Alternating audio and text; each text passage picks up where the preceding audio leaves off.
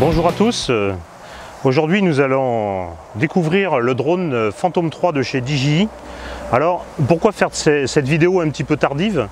Eh bien, tout simplement parce qu'à force de traîner sur internet et notamment sur des sites de vidéos, j'ai remarqué que les informations qui étaient données n'étaient pas forcément les bonnes.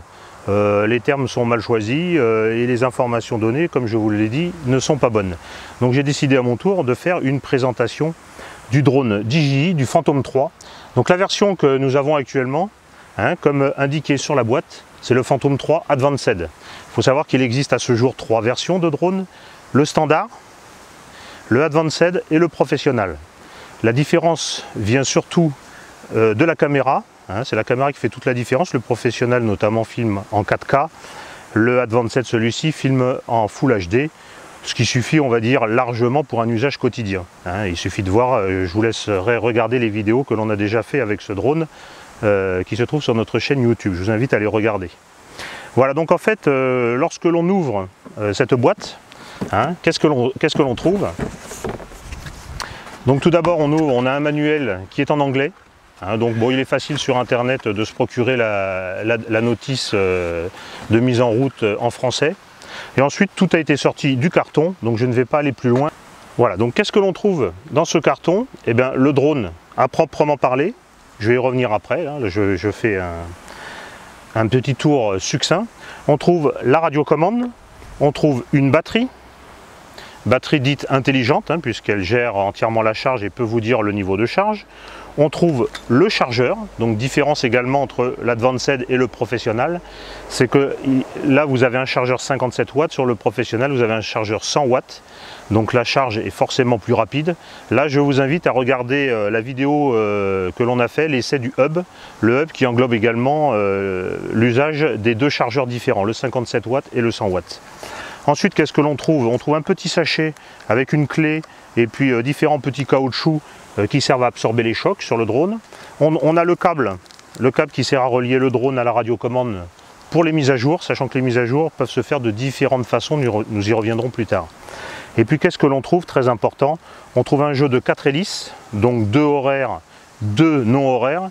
Il s'agit d'hélices autobloquantes, il s'agit d'hélices donc que l'on met comme ceci et qui se bloquent toutes seules. Il n'y a pas besoin d'outils pour les mettre.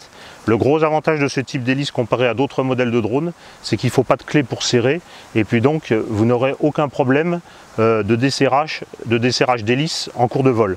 Et puis vous avez dans le petit sachet DJI qui présente très bien, qui est très joli également, vous avez 4 autres hélices, donc pareil, 2 horaires, 2 anti-horaires. Voilà, donc ensuite, pour continuer cette découverte du drone, sur le dessus, il y a des petits autocollants à retirer. Ça, on le verra dans la vidéo suivante qui sera la première mise en œuvre du drone pour ceux qui ne savent pas le mettre en fonction. Pour la vidéo se charge directement sur la nacelle. Donc il s'agit d'une nacelle 3 axes qui amortit dans tous les sens. On trouve une carte SD d'origine, petite carte SD d'origine, une 16 Go. Elle a le mérite d'exister, c'est-à-dire que lorsque vous sortez le drone, vous n'avez plus qu'à charger les accus et à voler directement. Et vous n'avez pas de frais supplémentaires, à part la tablette, à prévoir. Voilà, et puis là, vous avez un petit support qui se retire, support qu'il est conseillé de laisser lors du transport. Ça évite que la caméra bouge dans tous les sens. Voilà ce que l'on peut dire sur le déballage, on va dire, du drone à sa sortie de boîte. Vous voyez, c'est complet, chargeur, radiocommande, drone, les hélices, la batterie, le petit câble et puis donc des petits accessoires supplémentaires.